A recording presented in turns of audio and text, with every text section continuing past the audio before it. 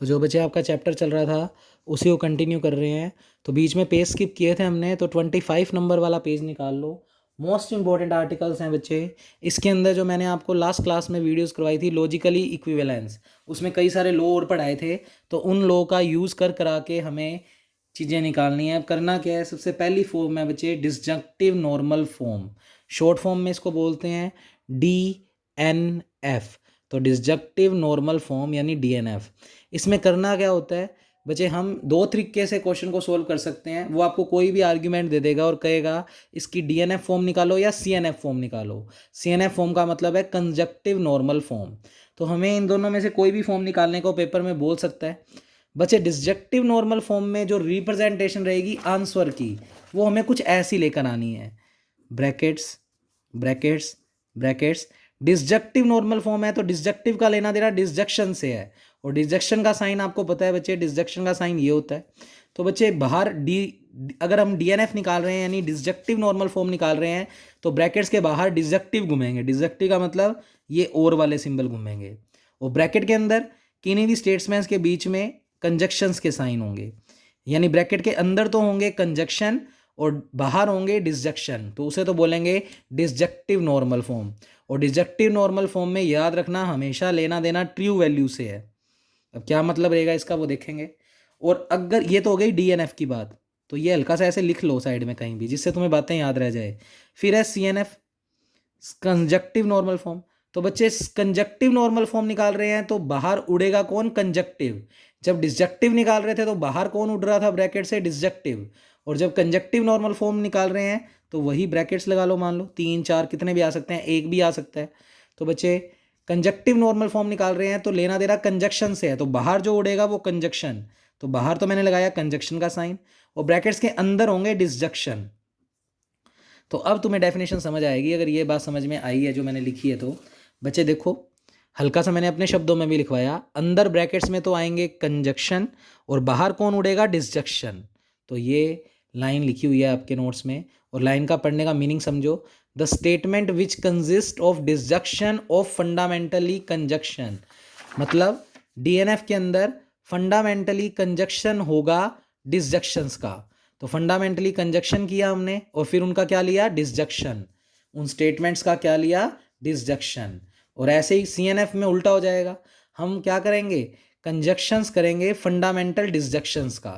ठीक है, तो ये लाइन का मीनिंग है, तो इस तरीके से समझो। तो the statement which consist of disjunction of fundamentally conjunction are known as DNF। और एग्जाम्पल के तौर पे कुछ भी एग्जाम्पल लिख दिया, कुछ ब्रैकेट कुछ ब्रैकेट कुछ ब्रैकेट। देखो ब्रैकेट के अंदर तो है कंजक्शंस और उनके बाहर कौन है, डिसजंक्शन। तो कंजक्शन हुआ किनका, डिसजंक्शंस का। तो बच्चे इसलिए इसको कौन सी फॉर्म बोलते हैं, DNF। यानी DNF में मेरे हिसाब से बस आप वैसे याद कर लो जो मैंने बताया है, ब्रैकेट्स के बाहर कौन होंगे, डिसजंक्टिव, और अंदर कौन होंगे, कंजक्टिव। ठीक है, तो उसे बोलते हैं DNF फॉर्म। तो ऐसा आंसर लेकर आना है, इस फॉर्मेट में लेकर आना है आंसर। और इसमें हम सिर्फ ट्रुथ वैल्यू यानी ट्री की बात करेंगे। तो ये लाइन शायद नहीं लिखी हुई, ये लिख लो, इसमें सिर्फ ट्रू देखें। अब वो क्या मतलब है ट्रू देखने का, वो देखेंगे अभी टेबल में। दो तरीके से सोल्व कर सकते हैं, ट्रुथ टेबल बनाकर भी DNF CNF निकाल सकते हैं, और जो लॉज पढ़ाए थे उनका यूज़ करके भी आप DNF CNF निकाल सकते हो। अब बच्चे हर क्वेश्चन में ट्रुथ टेबल बनाना पॉसिबल नहीं है, इसलिए आपको बेटर रहेगा कि मैं जो इसका दूसरा मेथड सिखाऊंगा, यानी जो लॉज हमने पढ़े हैं उनका इस्तेमाल करके हम ऐसी फॉर्म्स लेकर आएंगे। तो फिर उस तरीके से ही सीखना है आपको, मेन तो वही रहेगा। बाकी कोई छोटा सा स्टेटमेंट हो और ट्रुथ टेबल ईजिली बना पाओ तो फिर आप ट्रुथ टेबल से भी कर सकते हो। जैसे एक एग्जांपल और लिखा, बच्चे इस ब्रैकेट्स के अंदर आप देख पा रहे हो कंजक्शंस हैं और बाहर डिसजंक्शन है। तो ये पूरा एग्जांपल किसको रिप्रेजेंट कर रहा है, DNF। किसको, डिसजंक्टिव नॉर्मल फॉर्म। ऐसे कंजक्टिव नॉर्मल फॉर्म किसको कहेंगे, इसमें हम सिर्फ फॉल्स की बात करेंगे। DNF में हमने बात किसकी की थी, ट्रू की। और याद भी रख सकते हो, ऐसे भी नहीं है कुछ अलग से। बच्चे डिसजंक्टिव का मतलब ये वाला सिंबल है, इसको और बोलते हैं। और की स्पेलिंग छोटी, तो लेना देना किससे है, ट्रू से। यही तो समझाया था आपको जब स्टार्टिंग में करवाए थे आपको सारे सिंबल्स। ऐसे कंजक्टिव, कंजक्टिव का साइन क्या होता है बच्चे, ये वाला। तो यहाँ लिख के दिखा रहा हूँ, इसको हमने क्या नाम दिया था, एंड। एंड की स्पेलिंग बड़ी, तो लेना देना किससे है, फॉल्स से, इसलिए मैंने लिखा इसमें फॉल्स की बात करेंगे। अब कैसे करेंगे वो तो देखेंगे। अब कंजक्टिव नॉर्मल फॉर्म में क्या होगा बच्चे, ब्रैकेट्स के अंदर तो होंगे डिसजंक्शन और उन सब का क्या होगा, कंजक्शन, बाहर यानी कंजक्शन का साइन, यानी जो फॉर्म निकाल रहे हैं बाहर वही होएगा। डिसजक्टिव और नॉर्मल फॉर्म निकाल रहे हैं तो बाहर और के सिंबल होंगे ब्रैकेट से बाहर, और कंजक्टिव में ब्रैकेट के बाहर कौन होंगे, कंजक्शन के साइन। तो वो क्या कहता, the statement form which consist of conjunction, which consist of, ये स्टेटमेंट है, विच कंजिस्ट ऑफ कंजक्शन और फंडामेंटली डिसजक्शन, इनका फंडामेंटली क्या हो रखा है, डिसजक्शन, उनका क्या ले रखा है फिर हमने, कंजक्शन, उसे क्या बोलेंगे, कंजक्टिव नॉर्मल फॉर्म। पेपर में एक क्वेश्चन रहता ही रहता है बच्चे, तो आपको इसके दो तरीके हैं करने के, टेबल बना के भी कर सकते हो और लॉज की मदद से भी, पर टेबल हर क्वेश्चन में बनाना पॉसिबल नहीं है, जिनमें पॉसिबल है उनमें मैंने थोड़े से बना के दिखाए हुए हैं। तो पहला क्वेश्चन कह रहा है वो, obtain the DNF of the form, इस फॉर्म की आपको डीएनएफ निकालनी है, तो इस आर्ग्यूमेंट की डीएनएफ निकालनी है, तो मैं पहले ट्रुथ टेबल से करके दिखा रहा हूँ, फिर इसी क्वेश्चन को मैं लॉज की मदद से भी करके दिखाऊंगा। तो बच्चे फिलहाल क्योंकि इसमें टेबल बनानी ईजी थी इसलिए बनवा दी। तो बच्चे पी टेंडिंग्स टू क्यू, ये सब देखकर आप हेडिंग सोच सकते हो क्या क्या आएंगी। पहले तो पी और क्यू बनाना है, दो प्रीमिसेस है तो चार केस बनेंगे, तो T T F F T F T F. P tendings to Q निकालना है, तो एरो क्यू को लग रहा है तो चलेगी क्यू की, और दोनों में सेम रिजल्ट तो ट्रू, तो टी टी है तो इसलिए टी, एफ एफ है तो इसलिए टी, टी और एफ अलग अलग है तो चलेगी क्यू की, तो क्यू में एफ है इसलिए एफ, एफ और टी अलग अलग है तो चलेगी क्यू की, क्यू में टी है तो इसलिए टी। फिर हमें कहीं ना कहीं नगेशन पी निकालना है, तो नगेशन पी निकाला, तो पी वाले कॉलम का जस्ट अपोजिट, तो टी टी एफ एफ है तो एफ एफ टी टी हो गया। फिर नगेशन पी और क्यू के बीच में एंड, तो नगेशन पी और क्यू के बीच में एंड की स्पेलिंग बड़ी तो लेना देना फॉल्स से, तो आप सिर्फ इसमें और इसमें देखो, एक भी फॉल्स तो फॉल्स, तो एक फॉल्स आ रहा है इसलिए फॉल्स, एक फॉल्स तो आ ही रहा है इसलिए फॉल्स, एक भी फॉल्स नहीं आ रहा तो ट्रू, एक फॉल्स आ रहा है इसलिए फॉल्स। फिर ये वाली पूरी लाइन लिख दिया, तो इसका मतलब इसमें और इसके अंदर आपको एंड लगाना है, तो एक भी फॉल्स तो फॉल्स, तो बच्चे थर्ड और फिफ्थ कॉलम देखो, एक भी फॉल्स तो फॉल्स, एक फॉल्स आ रहा है इसलिए फॉल्स, इसमें भी एक फॉल्स तो आ ही रहा है इसलिए फॉल्स, एक भी फॉल्स नहीं आ रहा तो ट्रू, एक फॉल्स तो आ रहा है इसलिए फॉल्स। अब बच्चे इतनी बना दी, हमें इसमें कौन सी फॉर्म निकालनी है, डीएनएफ, पर मैंने इस क्वेश्चन में सीएनएफ भी निकाल दी, तो आप क्वेश्चन को भी चेंज कर सकते हो, obtain the DNF and CNF, मान लो क्वेश्चन में दोनों चीज़ें निकालनी है, तो एक ही क्वेश्चन में दोनों चीज़ें निकालनी सीख रहे हैं। तो बच्चे मैंने ऊपर ऊपर लिखवाया है कि डीएनएफ के अंदर डिसजक्शन, डिसजक्शन का मतलब और की स्पेलिंग का मतलब छोटी यानी ट्रू, लेना देना ट्रू से है। तो जब डीएनएफ फॉर्म निकालेंगे तो हमें जिस आर्ग्यूमेंट की डीएनएफ फॉर्म निकालनी है वाया ट्रुथ टेबल, तो हमने ट्रुथ टेबल बनाई, और ये जो लास्ट आर्ग्यूमेंट जिसकी डीएनएफ फॉर्म निकालनी है उस आर्ग्यूमेंट को देखो, उसमें सिर्फ ट्रू वैल्यू को देखो, तो बच्चे उसमें ट्रू सिर्फ एक ही आ रहा है, तो एक ही ब्रैकेट लगेगा, तो अपनों ने सबसे पहले एक ही ब्रैकेट लगाया, तुम लगा लेना नोट्स में ब्रैकेट, तो डीएनएफ फॉर्म के लिए एक ही ब्रैकेट आया। अगर बाय चांस इसमें मान लो दो या दो से ज़्यादा ट्रू होते तो फिर उतने ही ब्रैकेट, मान लो दो ट्रू होते तो दो ब्रैकेट लगाते, तीन ट्रू होते तो तीन ब्रैकेट लगाते, फिलहाल एक ही ट्रू है तो एक ही ब्रैकेट। फिर इसके कोरस्पॉन्डिंग ये जो ट्रू आया है उसके कोरस्पॉन्डिंग बस पी और क्यू को देखना है, और हमें सिर्फ ट्रू को देखना है डीएनएफ फॉर्म में। तो बच्चे पी और क्यू में जो भी ट्रू नहीं होगा उसको ट्रू बनाने के लिए जो भी करना पड़ेगा वो कर देंगे। तो बच्चे ये टी सिर्फ इसमें है, इसके कोरस्पॉन्डिंग पी और क्यू में है एफ और टी, पी में एफ है जबकि मुझे उसको टी बनाना है, तो पी में अगर एफ है तो पी का नगेशन ले लें, तो अगर इस पी का नगेशन ले लें इस एफ का फिर क्या हो जाएगा, टी। तो बच्चे पी का क्या ले लिया, देखो नगेशन। फिर क्योंकि डीएनएफ फॉर्म निकाल रहे हैं तो ब्रैकेट्स के अंदर लगाते हैं कंजक्शन, तो कंजक्शन का साइन लगा दो, और क्यू में देखो क्या है, इसके कोरस्पॉन्डिंग क्यू में कितना है, टी ही है और टी ही चाहिए, तो क्यू का क्यू ही लिख देंगे क्योंकि क्यू में टी है। तो बच्चे ये इस वाले आर्ग्यूमेंट की कौन सी फॉर्म आ गई, डीएनएफ फॉर्म, क्योंकि एक ही ट्रू है तो ज़्यादा बेटर नहीं समझ पाए, तो ब्रैकेट लगाया, ब्रैकेट के अंदर हमेशा डीएनएफ फॉर्म में कंजक्शन होंगे और बाहर डिसजक्शन, क्योंकि एक ही ब्रैकेट है तो डिसजक्शन सिंबल का यूज़ ही नहीं हो पाया, समझ रहे हो बात। तो अगले क्वेश्चन में आ जाएगा, कोई दिक्कत नहीं है।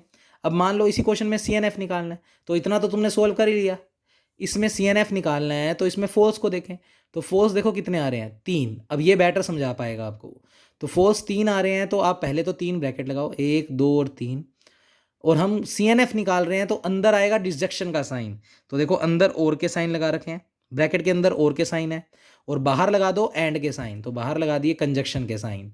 अब फोल्स से लेना देना है सीएनएफ में, तो फोल्स के कोरस्पॉन्डिंग पी और क्यू में, दोनों में टी है, तो बच्चे इसका भी फोल्स बनाना है इसका भी फोल्स, तो नगेशन पी और नगेशन क्यू, तो नगेशन पी नगेशन क्यू, और सीएनएफ फॉर्म निकाल रहे हैं तो अंदर ब्रैकेट्स के क्या होते हैं, डिसजक्शन, तो और लगा दिया।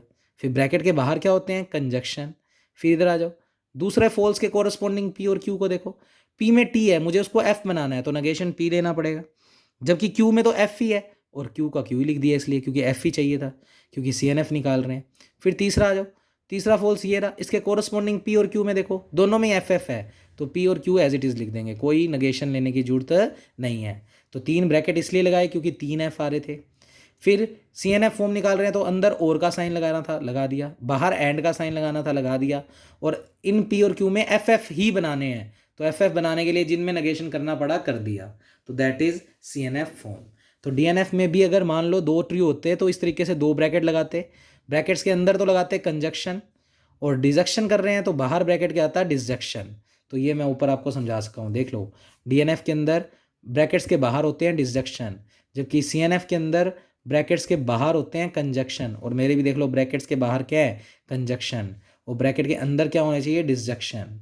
तो इस तरीके से आप किसी भी आर्ग्यूमेंट का डीएनएफ और सीएनएफ निकाल सकते हो वाया ट्रुथ टेबल। अब यही क्वेश्चन मैंने लॉज की मदद से भी सोल्व किया, तो लॉज भी आपको याद तो करने ही पड़ेंगे बच्चे, क्योंकि सारे क्वेश्चंस में टेबल नहीं बन पाएगी। अब देखना हर क्वेश्चन में टेबल बनाकर सोल्व करना पॉसिबल नहीं हो पाएगा, तो इसलिए आपको मेन तो यही चीज़ सीखनी है जो दूसरा मेथड है। तो मैं दूसरा मेथड सिखाता हूँ। हाँ, रैंडमली कई बार ईजी क्वेश्चन आ जाता है तो ईजिली आप डीएनएफ सीएनएफ ट्रुथ टेबल से बना सकते हैं। अब देखो नेक्स्ट क्वेश्चन, क्वेश्चन वही है सॉरी, तो पहले तो आपको लिखा हुआ समझता नहीं आएगा, तो मैं पहले आपको क्वेश्चन को अच्छे से दिखाऊं क्वेश्चन क्या था। तो यही क्वेश्चन में बस सी एन एफ नहीं निकाल रहे, अब सिर्फ डी एन एफ फॉर्म निकाल रहे हैं। तो P tendings to Q and negation P and Q, ये क्वेश्चन है, इसकी हमें डी एन एफ फॉर्म निकालनी है। तो P tendings to Q and negation P and Q, तो मैं आपको क्वेश्चन दिखाऊं, थोड़ा सा नोट्स में समझाऊं ढंग से। तो बच्चे सेकंड मेथड की हेडिंग लगाई हुई है और क्वेश्चन देखो ये लिखा हुआ है, ये वाला क्वेश्चन दिया हुआ था, ऊपर वाली लाइन से कंफ्यूज मत होना, वो तो कोई रीज़न लिखा हुआ है बाद में बताएंगे, इसको मत देखो एक बार, पहले यहाँ से देखो, ये क्वेश्चन है, इसकी डीएनएफ फॉर्म निकालनी है। तो बच्चे पी टेंडिंग्स टू क्यू को मैं डी मॉर्गन लॉ से कुछ लिख रहा हूँ, तो पहले मैंने साइड में उसको सोल्व करके दिखाया। तो कल की क्लास में या पता नहीं उससे पहले वाली वीडियोज़ में आपको डी मॉर्गन लॉ 4 टाइप के पढ़ाए थे, जिसमें से एक ये पढ़ाया था negation P tendings to Q. तो बच्चे पी तो एज इट इज़, ये टेंडिंग्स टू का साइन कन्वर्ट हो जाएगा एंड में, और ये जो नगेशन है वो क्यू पे लग जाएगा। ये मैंने आपको डी मॉर्गन लॉ पढ़ाया हुआ है, 4 टाइप के थे, तो शायद ये तीसरे वाला है, तो इसको देख लेना। फिर इस पर फिर डी मॉर्गन लगा दिया, तो आपके नोट्स में शायद नहीं लिखा हुआ, आप लिख लो इस वाले पे अगेन यूजिंग डी मॉर्गन। अब वापस डी मॉर्गन लगाने का मतलब इनका नगेशन कर दो।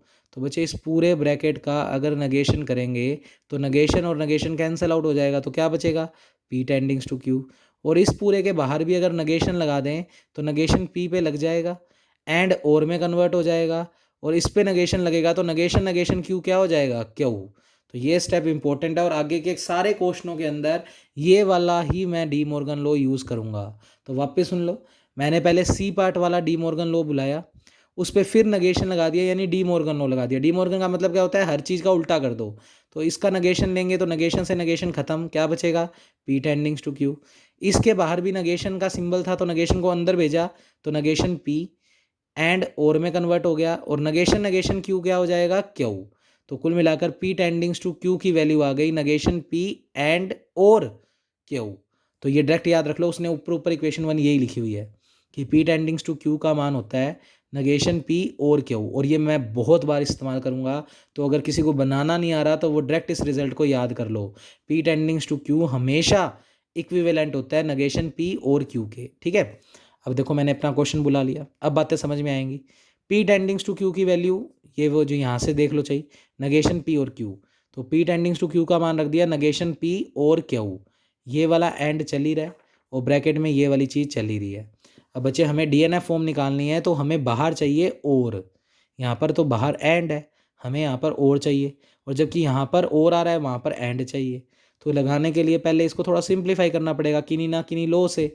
तो मेनली 2-3 ही लगेंगे, कॉम्प्लीमेंट लॉ हुआ, आइडेंटिटी लॉ हुआ, डिस्ट्रीब्यूटिव लॉ हुआ, ये 3-4 लॉ से हमेशा क्वेश्चन सोल्व हो जाएगा। तो यूजिंग डिस्ट्रीब्यूटिव लॉ, बच्चे डिस्ट्रीब्यूट कर दिया इसको, तो ध्यान से देखो नगेशन पी एंड और ये पूरा bracket negation P and Q. तो आप चाहो तो हल्का सा इसके बीच में भी ब्रैकेट लगा सकते हो, ठीक है। फिर ऐसे ही ये और का सिंबल बाहर, और क्यू को भी डिस्ट्रीब्यूट कर दिया इसको, तो Q and negation P and Q, तो Q and negation P and Q, यहाँ पर भी चाहो तो ब्रैकेट लगा सकते हो। तो ये हो गया डिस्ट्रीब्यूटिव लॉ। उसके बाद मैंने क्या किया, कुछ लॉ लिखे साइड में। एडम पोटेंट लिखा हुआ है बच्चे, एडम पोटेंट लॉ भी आपको पढ़ाया था कल परसों की क्लास में। पी एंड पी भी पी होता है, पी और पी भी पी होता है। तो देखो किस किस के बीच में लगाया। अब ये मतलब नहीं है कि पी और पी ही होने चाहिए, क्यू एंड क्यू, क्यू और क्यू भी क्यू होगा। अब negation P and negation P, negation P और नगेशन पी, नगेशन पी होगा। तो मतलब जैसे ही नाम होंगे वैसे ही रिजल्ट चेंज हो जाएंगे। तो negation P and negation P को क्या लिख दिया, नगेशन पी, और एंड क्यू चल ही रहा है। तो आप चाहे ब्रैकेट मत लगाना अगर कंफ्यूज होते हो तो, अदरवाइज लगा लो तो भी कोई फ़र्क नहीं पड़ेगा, क्योंकि एसोसिएटिव तो होते ही हैं, तो ब्रैकेट शिफ्ट कर सकते हैं। तो हमने जब पहले ब्रैकेट यहाँ लगाया, ब्रैकेट शिफ्ट कर दिया इसके ऊपर, तो negation P and negation P तो हो गया नगेशन पी, एंड क्यू चल ही रहा है। तो लगाने को पहले ब्रैकेट लगा लो, फिर बाय एसोसिएटिविटी पहले ब्रैकेट इस पर शिफ्ट कर दो, और इसकी वैल्यू एडम्पोटेंट लॉ से नगेशन पी लिख दो, एंड क्यू चल रहा है और चल ही रहा है। इधर भी आ जाओ, क्यू एंड क्यू बचे, इन दोनों के बीच में भी यही वाली प्रॉपर्टी लगा दी, तो क्यू एंड क्यू को क्यू लिख सकते हैं। तो क्यू एंड क्यू को लिखा मैंने क्यू, और साथ में चल रहा है एंड नगेशन पी, तो नगेशन पी एंड क्यू, तो ये negation P as it is, ये negation P as it is, और क्यू एंड क्यू को लिख दिया एंड क्यू। ठीक है, इतना कर दिया काम बच्चे। इतना करने के बाद ध्यान से देखो, ये वाली चीज़ और ये वाली चीज़ सेम है, और बीच में और है, कुछ और कुछ, तो कुछ ही होता है। तो ये P हो गया और P, P और P को क्या ही लिखते हैं P, तो वापस एडम्पोटेंट लॉ लग गया, तो P और P को क्या लिख दिया P। और अब आप चेक कर सकते हो ट्रूथ टेबल से मैंने आंसर DNF फॉर्म, ये DNF फॉर्म है। CNF तो हमने बाद में निकाली थी, क्योंकि क्वेश्चन में तो सिर्फ DNF ही था, तो DNF निकालनी थी। तो नगेशन P एंड Q, और चेक कर सकते हो मेरा भी आंसर ट्रूथ टेबल से नगेशन P एंड Q ही आया था। पर मैं बारी बारी कह रहा हूँ, ट्रूथ टेबल से हर क्वेश्चन करना पॉसिबल नहीं है, तो आपको ये लॉस से डरना नहीं है, इनको सीखना ही पड़ेगा। अब अगले क्वेश्चन में कह रहे हैं CNF फॉर्म निकालो। बच्चे CNF फॉर्म निकालनी है किसकी, इस वाले क्वेश्चन की। तो पहले तो सबसे पहले मैंने इसमें डिस्ट्रीब्यूटिव लॉ लगाया, तो आराम आराम से देखना। अब वजह CNF फॉर्म तुम्हें पता होनी चाहिए होती क्या है। CNF फॉर्म के लिए हमें ब्रैकेट्स के बाहर तो चाहिए एंड के साइन, और ब्रैकेट्स के अंदर चाहिए कंजक्शन डिजक्शन के साइन, और के साइन। अगर ऐसा आ जाता है तो दैट इज़ CNF फॉर्म। तो देखते हैं ध्यान से क्वेश्चन। बच्चे हमें इसको CNF में बदलना है, तो सबसे पहले डिस्ट्रीब्यूटिव लॉ लगा दिया, तो P एज इट इज़, और negation P and Q and R, ये पूरा लिख दिया। फिर ये वाला एंड का साइन एज इट इज़, फिर इस Q को सब पे डिस्ट्रीब्यूट कर दिया, तो Q और negation P and Q and R, तो ये पूरा लगा दिया, ब्रैकेट लगा दिए जिससे बातें समझ में आए। तो डिस्ट्रीब्यूटिव लॉ लगा दिया रीजन में, फिर डिस्ट्रीब्यूटिव कर दिया, तो डिस्ट्रीब्यूट कर दिया P और नगेशन P, फिर बच्चे बीच में एंड, फिर P और Q। तो बेटर रहेगा कि ऐसे ब्रैकेट्स लगा दोगे ना तो थोड़े ईजी हो जाएंगे समझने। एंड देखो एज इट इज़, P और Q, फिर एंड एज इट इज़, फिर P और R, तो ये लग गया डिस्ट्रीब्यूटिव लॉ। इधर भी लगा दो ये वाला एंड, तो एज इट इज़ Q और नगेशन P, एंड Q और Q, फिर एंड ये वाला, और फिर Q और R, तो Q और R। तो इस तरीके से मैंने डिस्ट्रीब्यूटिव लॉ फिर से लगा दिया। फिर बच्चे कुछ बातें सोल्व कर दी, P और नगेशन P। तो बच्चे P और नगेशन P की अगर बात करूं तो उसको बोलते हैं T। आप देख सकते हो अपने नोट्स में P और नगेशन P, या खुद से भी सोल्व कर सकते हो। जैसे P बनाया ट्रू और फॉल्स, नगेशन P में उल्टा कर देना उसका, फिर P और नगेशन P निकाल लेना, जो वैल्यू आएगी वो ट्रू ट्रू आएगी, और इसका मतलब, और T का मतलब भी ट्रू ट्रू, तो इसका मतलब P और नगेशन P किसके बराबर होता है, T के। तो आप P और नगेशन P को क्या लिख दोगे, ट्रू। एंड का symbol as it is, P और Q as it is, and as it is, P और R as it is, and as it is, Q और negation P as it is. अच्छा, Q और Q को अभी अभी पढ़ा था आइडेम्पोटेंट लॉ से, Q लिख सकते हैं, तो ये एंड एज इट इज़, और Q को क्या लिख दिया, Q। फिर ये एंड Q और R भी एज इट इज़। अब बचे T और कुछ, तो मैंने साइड में लिखा है P एंड T होता है P, तो इस ये पूरा P हो गया और ये T हो गया। P एंड T में P बचेगा, तो P का मतलब P और Q पूरी वैल्यू बचेगी। तो मैंने बॉक्स बनाकर इसको ऐसे लिख दिया, रीज़न ये वाला है। ठीक है बच्चे, बाकी स्टेप बिल्कुल एज इट इज़। अब आप कहोगे कि सर बाकी स्टेपों में क्यों नहीं कर रहे कैलकुलेशन, ये देखो बिल्कुल एक एक स्टेप मैं आपको पेन से दिखा रहा हूँ, क्योंकि ये CNF फॉर्म ही तो है। ब्रैकेट्स के अंदर देखो क्या है, सारे ब्रैकेट्स के अंदर आप देख सकते हो और के साइन है, सिंगल वैल्यू में तो साइन आ नहीं सकता। और सबके बीच में एंड के साइन लगे हुए हैं, देख लो। तो ये कौन सी फॉर्म है? सीएनएफ। सीएनएफ में बाहर कौन होता है? एंड, और अंदर कौन होते हैं? डिसजंक्शन के साइन, और के साइन। तो आ चुका है, इसलिए ये हमारी सीएनएफ फॉर्म है। तो बच्चे इसकी ट्रूथ टेबल बनाओगे तो थोड़ी कॉम्प्लिकेटेड बनेगी, और आंसर तक पहुंचने के लिए लो तो उसमें भी लगाने पड़ जाते हैं कई बार, डायरेक्ट आंसर नहीं आता। तो बच्चे इसलिए ट्रूथ टेबल हर जगह लगानी पॉसिबल नहीं होती, इसीलिए हमें डीएनएफ और सीएनएफ फॉर्म निकालते वक्त ये फॉर्मूले लगाने आने चाहिए, प्रॉपर्टीज़ लगानी आनी चाहिए। नेक्स्ट क्वेश्चन देखें ध्यान से। Obtain the CNF of the form. आपको इसका भी CNF निकालना है। तो इसका CNF निकालने के लिए मैंने आपको कहा था ये तो डी मॉर्गन लो याद ही कर लो। तो ऊपर जैसे प्रूव किया हुआ था, तो P टेंडिंग्स टू Q बराबर नगेशन P और Q। तो इसका डायरेक्ट वैल्यू याद रख लो, P टेंडिंग्स टू Q को लिख सकते हो नगेशन P और Q। तो बच्चे इसको सबसे पहले डी मॉर्गन लॉ से लिख दिया। फिर इसमें एक स्टेप ऐड किया, किस तरीके से? देखो, रिजल्ट है P, इस P को जानबूझकर लिख दिया P और Q एंड नगेशन Q। अब देखो ये सोल्व होकर P ही बना रहा है, देखो ध्यान से, Q एंड नगेशन Q। बच्चे Q एंड नगेशन Q की वैल्यू देखो ध्यान से, Q एंड नगेशन Q को बोलते हैं फॉल्स। आप निकाल के देख लेना, यहाँ पर और था, अगर P और नगेशन P तो T, अगर यहाँ पर एंड होता तो फॉल्स। तो ये बात याद रखना, ये दोनों लो याद कर लो अलग से। तो बच्चे Q एंड नगेशन Q की वैल्यू देखो नोट्स में लिखवाई हुई है मैंने, फॉल्स। अब Q and negation Q false होता है, फिर P और फॉल्स भी तुमने आइडेंटिटी लॉ में पढ़ा हुआ है कि P और F होता है P। तो बच्चे साइड में लिख के दिखाया P और F कितना होता है P बाय आइडेंटिटी लॉ। तो बच्चे कुल मिलाकर ये तो बना अपना F, और P और F होता है P। तो ये पूरी चीज़ सोल्व होकर P ही बना रही है, तो मैं P को ऐसे लिख सकता हूँ। फिर ये वाला एंड चल रहा है और ये वाला स्टेप एज इट इज़ चल रहा है। फिर डिस्ट्रीब्यूटिव लॉ लगा दो। तो डिस्ट्रीब्यूटिव लॉ लगाएंगे तो P और Q, फिर ये वाला एंड एज इट इज़, फिर P और नगेशन Q, तो P और नगेशन Q, फिर ये वाला एंड एज इट इज़, फिर नगेशन P और Q, तो नगेशन P और Q। और अब ध्यान से अगर इसको पढ़ें तो ब्रैकेट्स के अंदर आपको दिख रहा है और के साइन, और बाहर दिख रहे हैं एंड के साइन, इसका मतलब that is required CNF form. तो बच्चे ये लॉज लगाने आने चाहिए। अब इसकी मैंने टेबल भी बना के दिखाई है, तो वो नोट्स में नहीं है, तो आपको बनाना चाहो तो बना सकते हो, पीछे कहीं भी बना लो। तो मैं इस क्वेश्चन के अकॉर्डिंग टेबल में खन्ने कौन कौन से बनाऊंगा? P Q, P tendings to Q, और फिर P और P टेंडिंग्स टू Q के बीच में एंड का साइन। तो देखो मैंने टेबल बना के दिखाई है, मैंने तो लास्ट में खुद से बना के दिखाई है, पर कईयों की बनेगी कईयों की नहीं। तो आप सोचो कि हर में टेबल इससे बना के कर लेंगे, तो वो पॉसिबल नहीं है। ठीक है बच्चे, तो ये बात ध्यान रखें आप लोग। और एक बच्चे फीस से जमा कराए, देखो बारी बारी ना कहना पड़े, अच्छी बात नहीं है, आपको बहुत बार कहना पड़ रहा है मुझे फ़ीस के लिए। जब आप पढ़ रहे हैं तो फ़ीस तो आपको पेमेंट तो सबमिट करवानी ही है। तो बच्चे P और Q, P tendings to Q बनाया, और P and P tendings to Q बनाया। तो ये उस वाले की टेबल बना के दिखाई है मैंने। दो प्रीमिसेस है, 4 केस बनेंगे, बना दिए। P टेंडिंग्स टू Q में Q की चलेगी, दोनों सेम तो ट्रू, तो T है तो T, F है तो भी T, एक भी फॉल्स तो बच्चे Q की चलेगी, मतलब उल्ट एक मतलब अलग अलग है तो चलेगी Q की। तो Q में F है इसलिए F, इसमें भी अलग अलग है तो Q में T है तो T। फिर P और P टेंडिंग्स टू Q में एंड, तो इसमें और इसमें एंड, तो एंड का मतलब एक भी फॉल्स तो फॉल्स, एक भी फॉल्स नहीं है तो ट्रू।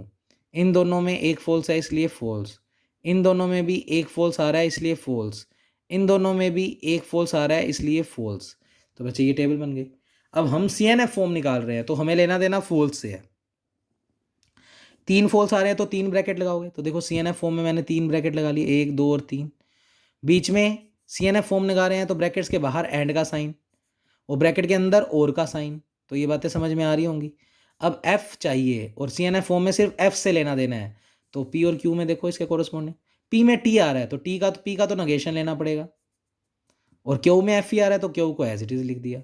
दूसरा F बनाने के लिए P और Q को देखो, F आ रहा है P में तो P ही लेंगे, और T आ रहा है Q में तो नगेशन Q लेना पड़ेगा, क्योंकि हमें F बनाना है CNF फॉर्म में। फिर तीसरे F में देखो, इधर F और F दोनों ही F ही हैं, तो P और Q ही ले लेंगे। तो P और Q, ये नीचे वाला काट दो, नीचे वाला कुछ करना ही नहीं। चेक करो ये आंसर और जो तुमने निकाला हुआ है उस लॉज का यूज़ करके वो आंसर अब मैच कर लेना बच्चे। तीनों ब्रैकेट आगे पीछे हो सकते हैं, ये ब्रैकेट शायद मेरा पहले नंबर पे है और इसमें पहले नंबर पे ये वाला है, उससे कोई फ़र्क नहीं पड़ता, फॉर्म बिल्कुल वही आई है। तो that is required CNF form. तो बच्चे 2-3 क्वेश्चन हो रहे हैं, बोर कर लेते हैं हम लोग। तो ये ट्रुथ टेबल बनाई रखी थी नोट्स में, तो ये मैंने पीछे और बना के दिखाई कि लिखने का थोड़ा तरीका समझ में आ जाए। तो एग्जैक्टली वही आंसर आ रहा है। तो इसका मतलब कुछ क्वेश्चंस आप ट्रुथ टेबल से भी कर सकते हैं, अगर पॉसिबल हो तो अदरवाइज लो तो आपको लगाने सीखने ही पड़ेंगे, उनसे डरना नहीं है। अब वो कह रहा है इस एक्सप्रेशन का डीएनएफ फॉर्म निकालो। अब साइड में ये क्या किया हुआ है वैसे, साइड में पहले जो चीज़ की हुई है उसको अच्छे से समझ लेते हैं, फिर उसका इसमें इम्प्लीमेंट कर रहे हैं। तो ये 4-5 क्वेश्चंस लास्ट ईयर्स में आए हुए हैं, तो ये चारों पांचों आप ध्यान से देख जाना, ज़्यादा नहीं है। बाकी आप कैसे भी कर करा के आंसर तो निकाल ही सकते हो, तो क्योंकि लो तो कोई भी लगा सकते हैं, हम रट के नहीं जा सकते। मेनली ये 4-5 रिपीट हो रहे हैं, ठीक है। तो इस क्वेश्चन को मैं सबसे आखिरी में समझाऊंगा, पहले अपने ये वाला क्वेश्चन कर लेते हैं। तो एक बार इसको स्किप कर रहे हैं क्योंकि पहले अगला पेज कर लेते हैं, फिर इसको आराम से समझेंगे। तो obtain the DNF of the form, पहले इसकी डीएनएफ निकाल रहे हैं और फिर इसकी डीएनएफ। तो पहले इसकी निकाल रहा हूँ, तो इसको बुला रहे हैं। तो क्वेश्चन था बच्चे पहला P and P tendings to Q. तो ध्यान से देखें, इसकी डीएनएफ फॉर्म निकालनी है, तो सबसे पहले इसके अंदर मैं डी मॉर्गन लॉ लगा रहा हूँ। तो पी टेंडिंग्स टू क्यू बहुत बार बोल चुका हूँ मैं, नेगेशन पी और क्यू, ये तो याद कर लो, बहुत बार लगाएंगे। पी एंड चल ही रहा है। अब डिस्ट्रीब्यूटिव लॉ लगा दो, तो पी एंड नेगेशन पी, फिर ये वाला और बाहर पी एंड क्यू। तो बच्चे यही तो डीएनएफ फॉर्म है, क्योंकि ब्रैकेट्स के अंदर आ रहा है कंजक्शन और बाहर आ रहा है डिसजक्शन। अगर बाहर डिसजक्शन का साइन होता है तो कौन सी फॉर्म होती है, डीएनएफ। That is answer.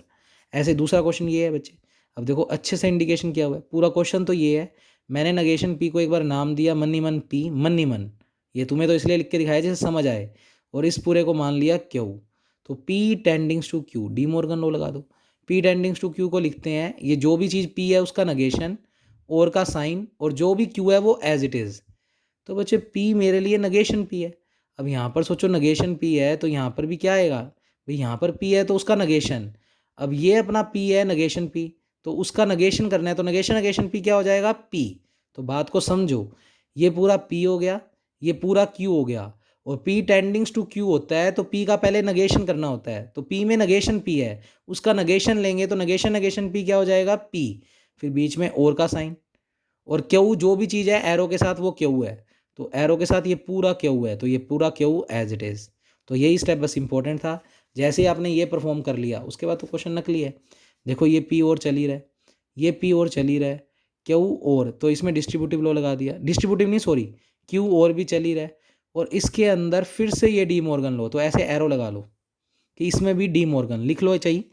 इसमें फिर से कौन सा लगा रहे हैं, डी मॉर्गन, जो ऊपर लिखा हुआ है कुछ टेंडिंग्स टू कुछ। तो हमेशा इस लो को ऐसे याद करो, कुछ टेंडिंग्स टू कुछ, तो कुछ का नगेशन, कुछ में क्या है क्यू, उसका नगेशन, तो नगेशन क्यू, और का साइन लगाना होता है बीच में, तो और का साइन, और जो एरो के साथ चीज़ होती है वो एज इट इज़।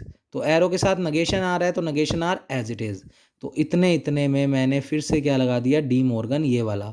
तो इसका तो कर दिया नगेशन, और का सिंबल, और जो भी एरो के साथ चीज़ है एज इट इज़, तो नगेशन आर। अब बच्चे इसमें डिस्ट्रीब्यूटिव लॉ लगा दिया, तो देखो ये पी और तो चल ही रहा है, पी और क्यू, फिर ये वाला और, फिर पी और नगेशन क्यू, सॉरी पहले तो सिर्फ सिंपली ब्रैकेट लगाया ही नहीं, मतलब एज इट इज को पढ़ा रहने दिया। तो पी और क्यू एंड नगेशन आर।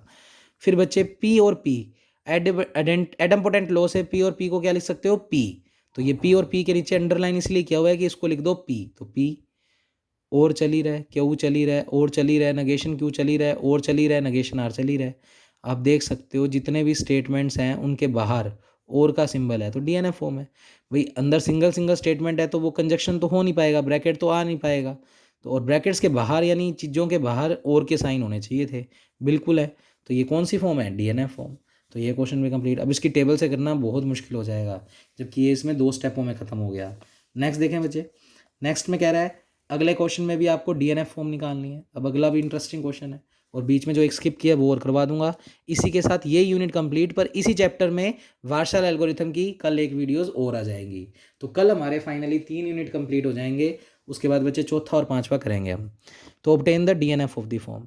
तो बच्चे आपको क्वेश्चन ये दिया हुआ है पूरा का पूरा, इसकी डीएनएफ फॉर्म निकालनी है। तो मैंने डी मॉर्गन लॉ लगाया, तो पी टेंडिंग्स टू क्यू तो याद ही कर लो, नगेशन पी और क्यू। तो इसको लिखा मैंने नगेशन पी और क्यू। फिर ये वाला साइन चल ही रहा है। अच्छा इधर लगा दिया डी मॉर्गन, इधर भी डी मॉर्गन लो लगा दो। अब इधर वो वाला नहीं लग रहा, इधर जो पहले हमने डी मॉर्गन लो 4 टाइप के पढ़े हैं उनमें से एक। तो नगेशन नगेशन क्यू पे लगेगा तो क्यू रह जाएगा सिर्फ। ये और किस में बदल जाएगा, एंड में। और नगेशन नगेशन पी करेंगे तो पी रह जाएगा। अब बच्चे ये वाले पूरे ब्रैकेट को एज अ मैं क्यू ट्रीट कर रहा हूँ, और बाहर पी है उसको पी ही ट्रीट कर रहा हूँ। तो P tendings to Q, De Morgan law लगा दो, जो भी पी है उसका नगेशन, और लगाकर एरो के साथ जो भी चीज़ है वो क्यू। तो बच्चे इस पी का तो कर दो नगेशन, और का सिंबल, और जो भी एरो के साथ चीज़ है वो क्यू, तो पूरा का पूरा एज इट इज़ लगा दिया जी ये डी मॉर्गन। तो बीच में लिखना चाहो तो यहाँ लिख सकते हो यूजिंग डी मॉर्गन। मतलब देख लो हर एक क्वेश्चन लगभग एक दो लॉ से ही हो रहा है सॉल्व, तो एक दो बार पढ़ोगे तो याद हो जाएगी। तो यहाँ पर डी मॉर्गन लगाया तो इसका तो नगेशन, और का साइन, और क्यू जो भी है एज इट इज़, यही कहता है आपको डी मॉर्गन लॉ। फिर इसमें डिस्ट्रीब्यूटिव लॉ लगा दो, तो नगेशन पी चल ही रहा है, एंड चल ही रहा है, लगाओ डिस्ट्रीब्यूटिव लॉ। तो नगेशन पी एंड ये वाली पूरी चीज़, फिर ये बीच में और का साइन है एज इट इज़, और क्यू का भी डिस्ट्रीब्यूट कर दो पूरे के साथ, तो क्यू एंड पी। अब एडम पोटेंट या कॉम्प्लीमेंट जो भी लो लग रहे हैं लगाओ। तो मेरे साथ साथ देखो आराम से बच्चे, ये पहले वाला बाहर नगेशन पी चल ही रहा है और चल ही रहा है। अब देखो थोड़ा तरीके से सोल्व किया, और पीछे इधर लिख के भी दिखाया हुआ है, तो थोड़ा ध्यान से देखें, और नोट्स में शायद करेक्शन करनी है कहीं कहीं, तो देख लो पहले। बचे नगेशन पी एंड पी, उसको तो हम लिखेंगे एफ। तो नगेशन पी एंड पी तो बाया आइडेंटिटी लो एफ हो गया। अब कुल मिलाकर एफ एंड क्यू बन गया। तो देखो नगेशन पी एंड पी तो बन गया एफ, तो एफ एंड क्यू होता है एफ। तो तुम्हारे नोट्स में अगर कुछ और लिखा हुआ है तो तुम एफ लिख लो। तो बचे एफ एंड क्यू कुल मिलाकर हो गया एफ, यानी ये पूरी चीज़ सोल्व होकर एफ बन रही है, सीधी सी बात। तो इस पूरे को तो मैंने लिख दिया एफ, और का सिंबल चल ही रहा है। अच्छा क्यू एंड क्यू होता है बच्चे क्यू, तो इसको क्यू लिख दिया, तो क्यू एंड पी, तो क्यू एंड पी। तो एक करेक्शन तो तुम ये कर लो, शायद ये गलत लिखा हुआ है तभी मेरा डार्क किया हुआ है ये, इसका मतलब इसको तो ये लिख लो, ठीक है। यहाँ तक पहुँच गए, तो ये पूरे ब्रैकेट तो मैंने यहाँ पर सोल्व करके दिखाया, और एफ बन रहा है वो मैंने लिख दिया, और ये वाले में क्यू एंड क्यू बन गया, तो क्यू एंड पी बच गया। इतना करने के बाद एफ और कुछ, एफ और कोई भी प्रीमिसेस, तो क्या बचता है एफ। तो एफ और कुछ भी हो तो एफ बचता है, सॉरी उल्टा बोल गया। यहाँ पर देखो एफ एंड क्यू होता है तो एफ, और एफ और कुछ होता है तो लिख लो रीजन में। तो बच्चे ये मैंने राउंड इसीलिए लगाया है कि एक तो इसको हटा दो, इस स्टेटमेंट को तो तुम क्वेश्चन से हटा दो, और यहाँ पर कौन सी प्रॉपर्टी यूज़ की है उसके लिए रिजल्ट लिख लो। एफ का किसी भी प्रीमिसिस से अगर और लोगे तो रिजल्ट में वो कुछ बचेगा, तो एफ और कुछ, तो कुछ बचेगा। तो नगेशन पी चल रहा है, ये और चल रहा है, और बचे एफ और कुछ में ये कुछ बच जाएगा, तो क्यू एंड पी। अब देख सकते हो ये प्रीमिसेस, ये ब्रैकेट के अंदर जो प्रीमिसेस है उसके अंदर क्या लगा हुआ है एंड, और इन दोनों स्टेटमेंट के बाहर और लगा हुआ है। जब भी दो स्टेटमेंट या चार स्टेटमेंट के बाहर में और हो, और ब्रैकेट्स के अंदर अगर दो दो स्टेटमेंट है तो उनके बीच में एंड हो, तो ये डीएनएफ फॉर्म ही तो है। डीएनएफ फॉर्म हमने किसको कहा था, डीएनएफ फॉर्म के लिए बाहर, स्टेटमेंट्स के बाहर तो होना चाहिए और ब्रैकेट्स के अंदर अगर कोई चीज़ अगर दो प्रीमिसेस हैं तो एंड आ रहा है, तो that is required DNF form. अब एक क्वेश्चन हमने छोड़ा हुआ है बच्चे, वो हम कर लेते हैं, तो वो थोड़ा इंटरेस्टिंग भी है, थोड़ा बड़ा भी है, तो इसीलिए मैं लास्ट में करवा रहा हूँ। और इसी के साथ हमारे ये वाले नोट्स के ये वाले यूनिट तो कंप्लीट हो गया, पर वार्शल एल्गोरिथम जो हमने पहले किया था वो और मैं इस चैप्टर में भेज दूंगा, तो वो करना ही है, और वो वाला स्किप कर दो, हटा दो। मैं पहली बात तो वो वीडियो डिलीट कर दूंगा जिससे आपको बाद में दिक्कत रहे ना, ठीक है। अब मेरे को निकालना है इस क्वेश्चन का डीएनएफ फॉर्म। बच्चे इस क्वेश्चन का डीएनएफ फॉर्म निकालने के लिए पहले अलग से ये कैलकुलेशन पढ़ते हैं कि क्या लिख रहा है, फिर देखेंगे इसमें क्या कर रहा है वो। तो बच्चे मैंने पढ़ा अलग से, पी बाय कंडीशनल का साइन क्यू, यानी एरो दोनों तरफ है, ये बराबर होता है पी एंड क्यू, और नगेशन पी, इस क्यू का भी नगेशन कर दो और उसके बीच में एंड, यानी लो याद करना भी मुश्किल नहीं है। पी बाय कंडीशनल क्यू हमेशा बराबर होता है, आप पहले पी क्यू एंड का साइन लगा दो, बाहर और लगा दो, और दूसरे वाले में पी क्यू में नगेशन पी और नगेशन क्यू कर दो, तो बहुत ईजी है। तो इस तरीके से आप इस लो को याद रख सकते हो। तो बच्चे पी क्यू को पहले लिखो 2 बार, दूसरे वाले ब्रैकेट में नगेशन भी लगा देना, एंड लगा दो दोनों के बीच में, और पूरे ब्रैकेट के बाहर लगा दो और। तो इस तरीके से आप इस लो को याद कर सकते हो। अब मैंने वेरीफाई भी करके दिखाया, ऐसे नहीं कि ऐसे चक्के कुछ भी लिख दिया। तो पहले तो इसके अकॉर्डिंग मैंने चीज़ें बनाई, पी क्यू और पी इम्प्लाइज क्यू निकालना है, पी बाय कंडीशनल क्यू तो वो लगा दिया। अब पी और क्यू दो प्रीमिसेस है, 4 केस बनेंगे जो हम बनाने आते हैं।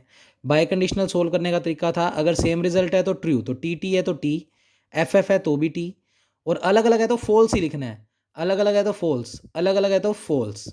तो ये तो बन गई इसकी टेबल। अब इसमें सिर्फ टी को देखो, तो देखो इसकी डीएनएफ फॉर्म लिख रहा हूँ, तो उससे हमने इन रिजल्ट को बराबर लिखा है। तो इसको मैंने ये लिख दिया।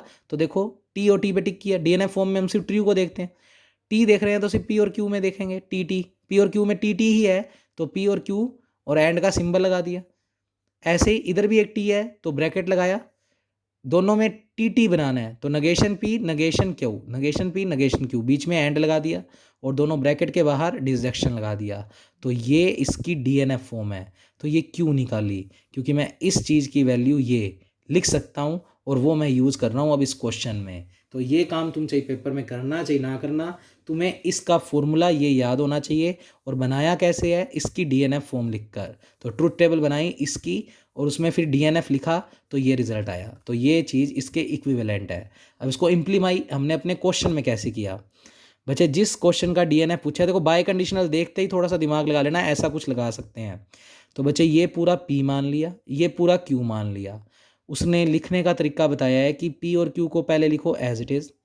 तो ये वाला पी पूरा ये वाला है तो इस पूरे को लिखा एज इट इज़, क्यू में इस वाले पूरे को लिखा एज इट इज़, और दोनों के बीच में लगाना है एंड, तो दोनों के बीच में लगाया एंड, फिर बाहर लगाना है और, बाहर लगाना है और, फिर जो भी पी था उसका नगेशन, पी मेरा नगेशन में है उसका फिर नगेशन लूँगा तो नगेशन से नगेशन ख़त्म, तो ये बचेगा पी। तो पहले तो लिख के दिखाया, ये पूरा पी है नगेशन के साथ और उसका क्या लेना है नगेशन, फिर एंड का साइन लगाना है, एंड का साइन, और जो भी क्यू है उसका भी नगेशन, क्यू में ये चीज़ है और उसका नगेशन, तो नगेशन लगाकर ये वाला क्यू।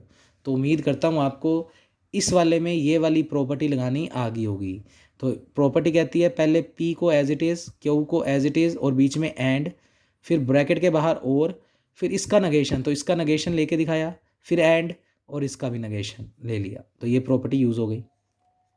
अब थोड़ा तरीके से ये स्टेप बाहर चली रहा है, ये भी चली रहा है, ये भी चली रहा है, ये और भी चली रहा है, नगेशन नगेशन सिंपल हो जाता है तो पी और क्यू बच गया, ये एंड एज इट इज़, और यहाँ पर डी मॉर्गन लॉ लगा दिया तो नगेशन को अंदर भेजेंगे तो नगेशन पी, अभी नहीं भेजा, चलो अगले स्टेप में कर देंगे, इकट्ठा कर देंगे ना, उसने बहुत आराम से सिस्टमेटिक ढंग से किया। तो नगेशन नगेशन खत्म हो गया तो ये बच गया, ये वाला एंड चलने दो और ये वाला रिजल्ट भी चलने दो। अब देखो लाइनें लगाई हुई है, यानी इस वाले ब्रैकेट की पहली टर्म और इस वाले ब्रैकेट की लास्ट टर्म, इन दोनों में डी मॉर्गन लॉ लगाया है। तो लगाओ मेरे साथ, नगेशन पी और क्यू को लिख सकते हैं, नगेशन पी के अंदर चला जाएगा, और का एंड हो जाएगा और नगेशन क्यू पे लग जाएगा, फिर ये एंड एज इट इज़, ये पी और Q as it is, P and Q as it is, ये वाला और एज इट इज़, यहाँ तक के स्टेप एज इट इज़, और इसमें फिर डी मॉर्गन लॉ लगा दिया तो नगेशन पी पे लग जाएगा, एंड और में बदल जाएगा और नगेशन क्यू पे लग जाएगा। तो ये लग गया डी मॉर्गन। तो समझ आ रहा होगा, पहला और चौथे स्टेप में हमने डी मॉर्गन लॉ लगाया, ये बन गया। अब बच्चे ये वाली पूरी चीज़ सोल्व होकर अपनी एफ बना रही है, तो वो मैंने डायरेक्ट लिख के दिखा रहा हूँ। कितनी कितनी, ये वाली पूरी चीज़ मन ही मन करते हैं। देखो नगेशन पी एंड पी, अभी अभी बताया नगेशन पी एंड पी, तो ये मैंने साइड में तुम्हारे लिए सोल्व भी किया। देखो तो इतने इतने ब्रैकेट पे फोकस रखना और इसमें ये सारे लो लग रहे हैं। नगेशन पी एंड पी को तो लिख देंगे F, negation P and P को तो लिख देंगे F, negation Q and Q को भी F, negation Q and Q को भी एफ। तो बच्चे नगेशन पी एंड पी भी एफ बन गया, नगेशन क्यू एंड क्यू भी एफ बन गया, और एफ इंटरसेक्शन एफ होता है एफ। तो यहाँ से भी ये दोनों सोल्व होके एफ बने, ये दोनों एफ बने, उनके बीच में एंड है तो एफ एंड एफ एफ। तो ये पूरा ब्रैकेट इस तरीके से सोल्व होकर एफ बन गया। फिर ये वाला और चल ही रहा है, फिर पी और क्यू चल ही रहा है, एंड चल ही रहा है, नगेशन पी, फिर ये वाला और पी और क्यू एंड नगेशन क्यू। तो डिस्ट्रीब्यूटिव लॉ लगा दिया। ध्यान से देखना, वापस सिखा रहा हूँ डिस्ट्रीब्यूटिव लॉ कैसे लगा हुआ है। थोड़ा कॉम्प्लिकेटेड क्वेश्चन है, ये पूरी चीज़ तो सोल्व होकर एफ बन गई, ये और चल ही रहा है। अब डिस्ट्रीब्यूटिव लॉ देखो मैंने कैसे लगाया, वापस देखो, ये पूरा पी और क्यू, ये पूरा पी और क्यू मैंने इस नगेशन पी को दे दिया, तो पी और क्यू एंड नगेशन पी, फिर ये वाला और बाहर पड़ा है, और फिर ये वाला एंड नगेशन क्यू दे दिया, तो पी और क्यू एंड और नगेशन क्यू। तो ये इस तरीके से डिस्ट्रीब्यूटिव लॉ लगा दिया। यानी आप चाहो तो इस पर ब्रैकेट लगा लो यहाँ पे, तो नगेशन पी भी इसको डिस्ट्रीब्यूट कर दिया और नगेशन क्यू भी इसको डिस्ट्रीब्यूट कर दिया। तो ये लग गया बच्चे डिस्ट्रीब्यूटिव लॉ, क्योंकि लेफ्ट डिस्ट्रीब्यूटिव लॉ भी होता है, राइट भी होता है, हमने राइट साइड से लगा दिया। हल्का सा हिंट के तौर पे लिख लेना, राइट डिस्ट्रीब्यूटिव लॉ लगाया हमने, राइट साइड से डिस्ट्रीब्यूट किया। तो बच्चे ये वाला स्टेप तो हो गया। अब इसमें फिर डिस्ट्रीब्यूटिव लॉ लगा रहा है, तो देखो P एंड नेगेशन P, फिर ये और वाला सिंबल, फिर Q एंड नेगेशन P, तो Q एंड नेगेशन P, फिर ये वाला और एज इट इज़, फिर P एंड नेगेशन Q और वाला symbol as it is, Q and negation Q। तो बचे डिस्ट्रीब्यूटिव लॉ लग गया। फिर इसमें लगा रहे हैं हम कॉम्प्लीमेंट्री, आइडेंटिटी लॉ, ये सारे। तो एफ और तो एज इट इज़। अब ध्यान से सुनना, P एंड नेगेशन P, बच्चे अभी भी ऊपर भी लिखा हुआ है P एंड नेगेशन P होता है F। तो बच्चे P एंड नेगेशन P तो क्या बन जाएगा F। फिर F और कुछ, अभी अभी लिखवाया है, F और कुछ में कुछ बचता है, तो यहाँ पर तुम लिख लो बड़ा बड़ा, मैं अलग से लिख देता हूँ। P एंड नेगेशन P को मैंने लिख दिया F, जिससे तुम्हें पेपर वाले दिनों में भी दिक्कत ना आए। फिर अगला लो लिखो, F और कुछ बराबर होता है कुछ, तो ये तो बना बच्चे F। फिर F और कुछ बन गया कुछ, तो ये कुछ में ये वाला आ गया पूरा। फिर ये वाला और चल ही रहा है, ये वाला पूरा स्टेप एज इट इज़। और यहाँ पर भी Q and negation Q and negation Q को भी F ही लिखेंगे, तो ये वाला और एज इट इज़, और Q एंड नेगेशन Q को लिख दिया F।